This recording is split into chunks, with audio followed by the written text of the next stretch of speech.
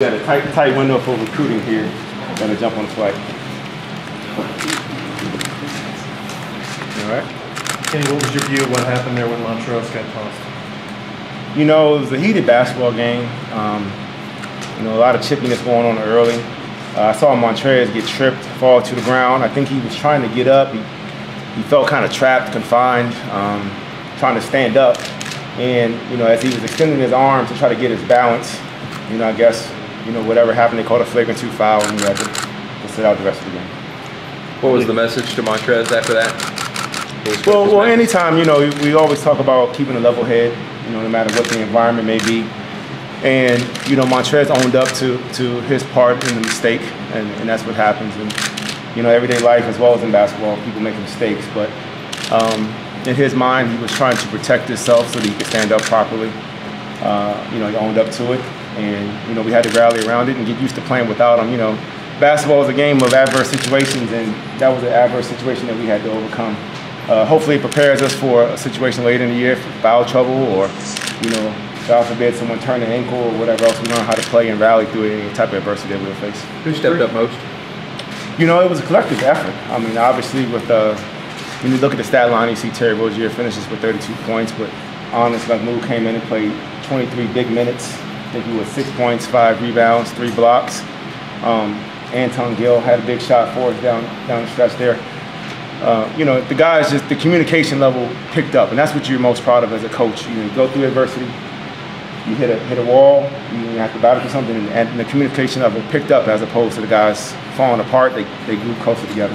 First time this season, what happened there at mid-court with him and Coach Elder in the first half? They both got technicals. Yeah, he didn't say, but I thought they were trying to make plans for Christmas.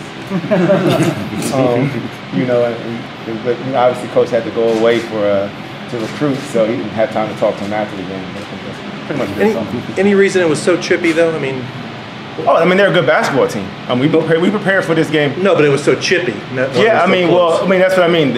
Anytime you have two very competitive, talented basketball teams going after it, you know, it's a sellout crowd, big time atmosphere here. We prepared for the game as though we were playing an ACC opponent. You know, this is what it's going to be like in the ACC on the road. So we came in with, you know, a chip on our shoulder. I think they definitely came here to win the basketball game, as they do every time out, and, you know, it just happens from time to time. Were you at all nervous or uncomfortable it was going to get uglier? No, I didn't think it was I don't think it was a dirty game. You know, that's why I used the word chippy. You know, I think that, you know, the flow of the game, as you saw, the referees did a good job as best they could to try to clean up the action, you know, as we went through. So we weren't concerned at all about it being dirty. Kenny, is this a valuable experience? Almost like, obviously you hate those circumstances, but to kind of experience this. Yeah, extremely valuable.